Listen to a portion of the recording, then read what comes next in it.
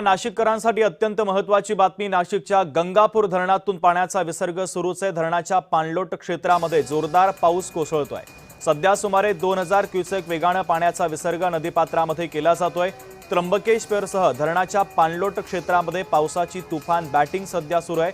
या पावसाने धरणात पाण्याची आवक सुरू आहे। नवीन पाण्याची आवक वाढल्याने धरणातील पाण्याच्या विसर्गामध्ये काही प्रमाणात वाढ करण्यात आलेली आहे। तर नाशिकसह परिसरामध्ये पावसाचा जोर अद्यापही कायम आहे। तर गंगापूर धरणातून गोदावरी नदीपात्रामध्ये पाण्याचा मोठा विसर्ग केला जातोय। धरणाच्या पाणलोट क्षेत्रामध्ये देखील जोरदार पाऊस कोसळतोय।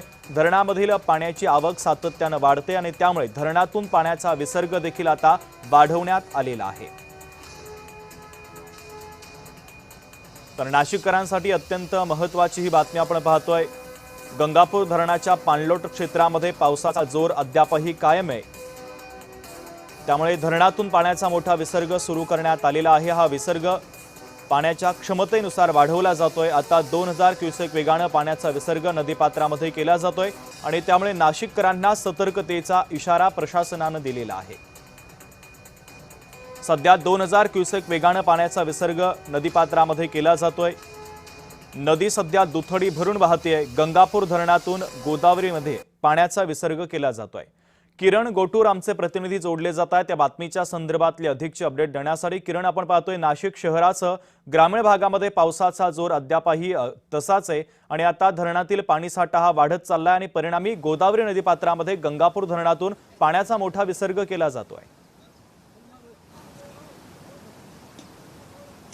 आज सकाळपासून नाशिक शहर आणि परिसरामध्ये पावसाने विश्रांती घेतली असले तरी हे धरण पाणलोट क्षेत्रात मात्र पावसाचा संततधार कायम आहे आणि त्यामुळे आज देखील गंगापूर धरणातून पाण्याचा विसर्ग हे कायम ठेवण्यात आलेला आहे।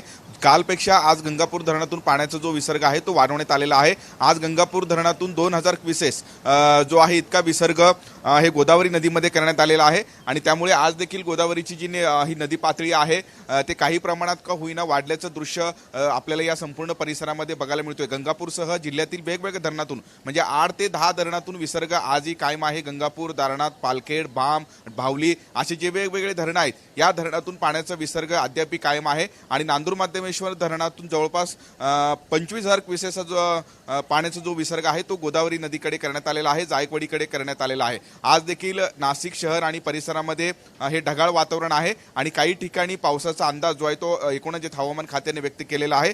पाऊस जर वाढल्यास हे टप्प्याटप्प्याने विसर्ग वाढवण्यात येईल एक अशा पद्धतीचा इशारा जे आहे ते प्रशासनाने दिलेला आहे। पण तूर तरी नाशिक शहर आणि परिसरामध्ये पावसाने विश्रांती घेतलेली आहे, पण धरण पाणलोट क्षेत्रात मात्र हे पावसाचा जोर जे अद्याप कायम आहे आणि त्यामुळे एकूणच नदीकाठी राहणाऱ्या लोकांनी सतर्क राहावे असे आदेश प्रशासनाने दिलेले आहेत। निश्चित किरण, अत्यंत महत्त्वाचे अपडेट या बातमीच्या संदर्भातले पोहोचवलेले आहेत। तुर्तास धन्यवाद।